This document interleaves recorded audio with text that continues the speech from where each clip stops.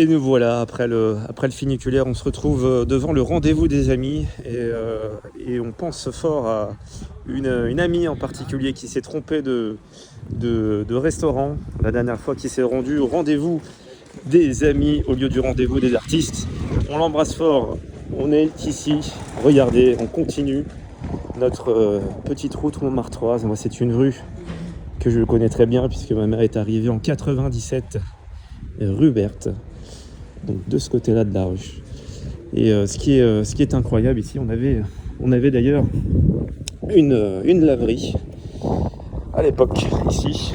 Et regardez ce magnifique coucher de soleil qu'on a aujourd'hui. Alors il faut en profiter puisque ces 15 prochains jours, on va avoir de la pluie. Et on est quand même mieux à Montmartre que dans le reste de Paris. Montmartre qui n'est pas Paris, qui est un village Montmartre, avec ce magnifique coucher de soleil. Voilà. D'un côté, la rue André Barsac, et de l'autre, la rue Berthe, qui est une des plus belles rues de Montmartre. Elle descend, puis elle remonte. Voilà. Je vais vous emmener avec moi, on va marcher un petit peu. Je suis pas forcément fan de la rue des Trois Frères. On aurait pu descendre l'escalier, mais je trouve que cette rue Berthe rue Berthe, d'ailleurs pour l'anecdote, qu'on n'arrive pas malheureusement à voir sur Google Street View. Alors j'ai quelques éléments de réponse, on pourra vous les apporter dans quelques jours.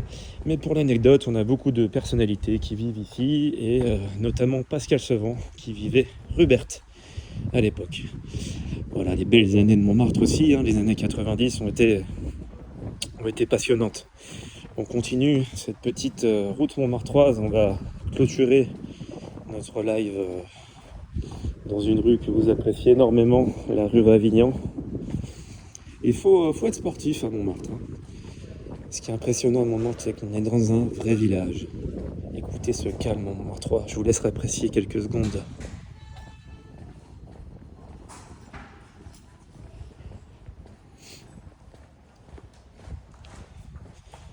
Vous avez à gauche, on va arriver dans une petite ruelle, la ruelle de notre amie Eva Léandre, artiste qui avait également son agence immobilière avant de se reconvertir totalement dans l'art notamment, qui était déjà artiste, qui a fait de nombreux événements à Montmartre ces dernières années.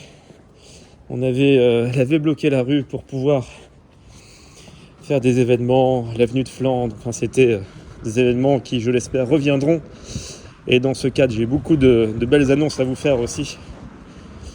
Donc la rue Androuet, voilà, la rue Androuet qui est juste à gauche.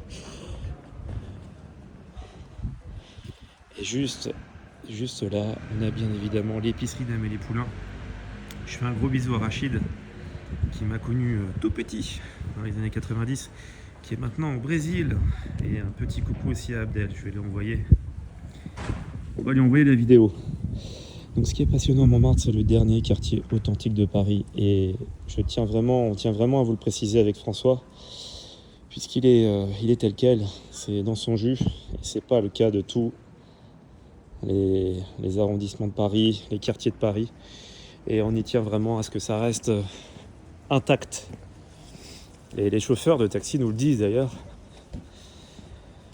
Quand ils m'emmènent à Montmartre, monsieur, on passe vers la halle Saint-Pierre, ça reste dans son jus. Mais bien évidemment, c'est tel quel comme il y a 40 ans. Voilà, on va terminer ce live près des anciens ateliers du bateau lavoir de Picasso.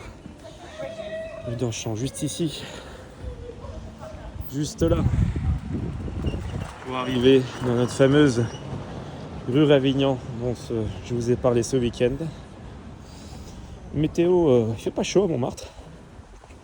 On est en altitude, et puis une altitude montmartroise d'un peu plus de 100 mètres. Voilà, je vous embrasse fort, on se retrouve très vite pour un nouveau direct. Et je vous laisse avec ce magnifique coucher de soleil en direct d'une de mes rues préférées, la rue Ravignan. Je vous souhaite à tous une très très belle soirée. Et on se retrouve très vite. Ciao.